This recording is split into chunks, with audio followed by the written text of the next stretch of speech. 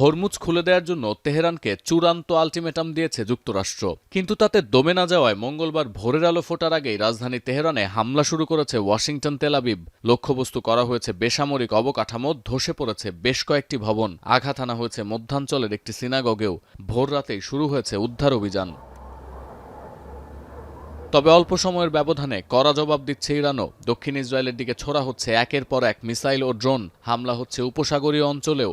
এর মধ্যে কুয়েতের মার্কিন ঘাঁটি আলী আল সালেমে ইরানের ড্রোন হামলায় আহত হয়েছেন বেশ কয়েকজন মার্কিন নাগরিক। হামলা চলছে ইরাক, সৌদি আরব, বাহরাইন ও আরব আমিরাতে।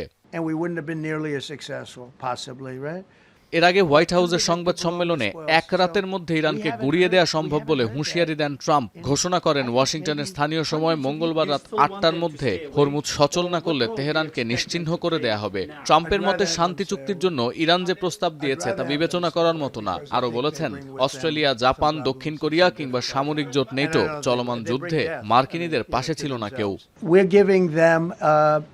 giving them till tomorrow, 8 o'clock Eastern Time, and after that, they're going to have no bridges, they're going to have no power plants. যদিও ট্রাম্পের আলটিমেটামকে সম্পূর্ণ ভিত্তিহীন আখ্যা দিয়ে যুদ্ধ চালিয়ে যাওয়ার হুঁশিয়ারি দিয়েছে ইরানের বিপ্লবী গার্ড কর্পস, পরিহাস করে উল্টো ট্রাম্পকেই আত্মসমর্পণের জন্য ২০ ঘন্টা সময় দিয়েছে তেহরান। আর ইরান পার্লামেন্টের ডেপুটি স্পিকার জানিয়েছেন, ওয়াশিংটনের হুমকি ধামকি নয়, বরং হরমুজ প্রণালীতে নিজেদের সার্বভৌম নিয়ন্ত্রণ ও বৈধতা নিয়ে ভাবছে তেহরান। এ নিয়ে বেশ কিছু আইন প্রণয়নের পথে পার্লামেন্ট। পাশাপাশি জ্বালানি স্থাপনায় হামলার হুমকির জেরে মানব শেকল তৈরি করে প্রতিবাদ জানাতে ইরানবাসীর প্রতি আহ্বান যুব মন্ত্রণালয়ের।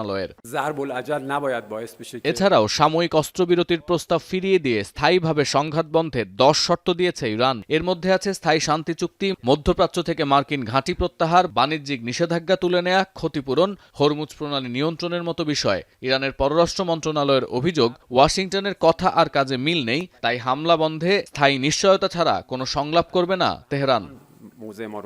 এদিকে বিপ্লবী গার্ড কর্পসের ব্রিগেডিয়ার জেনারেল সৈয়দ মজিদ খাদেমির মৃত্যুতে গভীর শোক জানিয়ে টেলিগ্রামে বার্তা দিয়েছেন ইরানের সর্বোচ্চ নেতা মোস্তফা খামেনি। সতীর্থ কর্মকার, এখন বিশ্ব।